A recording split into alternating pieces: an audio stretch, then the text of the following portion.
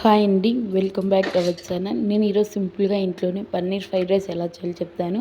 First ఒక కడాయిలో oil add చేసి కొద్దిగా ఉప్పు పసుపు యాడ్ చేసి మనం కట్ చేసి పెట్టుకున్న పన్నీర్ పీసెస్ని కూడా యాడ్ చేసి వీడియోలో చూపిస్తున్నట్టు మంచిగా లో టు మీడియం ఫ్లేమ్ అడ్జస్ట్ చేసుకుంటూ ఫ్రై చేసుకోవాలి. నెక్స్ట్ అదే కడాయిలో 1 or 2 table spoons of oil add చేసి మనం ఫైన్గా చాప్ చేసి పెట్టుకున్న బీన్స్, క్యారెట్, ఆనియన్, పచ్చిమిర్చి కూడా అందులో వేసి బాగా 5 to 10 minutes వరకు వేపుకోవాలి.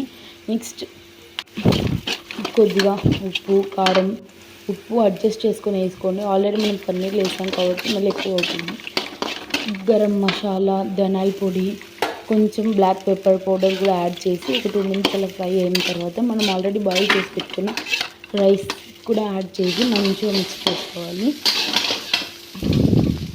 వితౌట్ సాసెస్ సూపర్గా ఉంటుందని ఇలా ట్రై చేయండి. Thank you for watching.